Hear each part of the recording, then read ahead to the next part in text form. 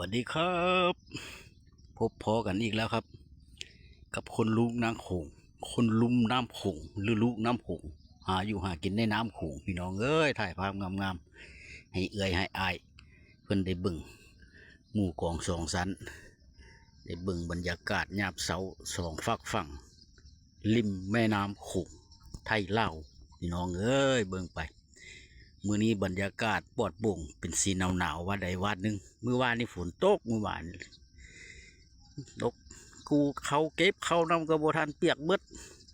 มื้อนี้อากาศดวงอาทิตย์ขึ้นแต่เช้าแต่เสี้ยวแท้พี่น้องเลยคือเก่ามาหลังครับขอให้พี่น้องสบายดีสุขสุขคนมีเงินมีทองใส่อย่าเจ็บอย่าจนร่ำรวยสุขุสุขคนเนาะครับเนาะแค่นี้เนาะครับคลิปนี้ขอบคุณมากสำหรับการเบิ่งการกดติดตามกดหัวใจแช่ปันหมู่กองสองสั้นได้เบิ่งได้เห็นนะครับเนาะขอบคุณอย่างสูงขอบคุณครับ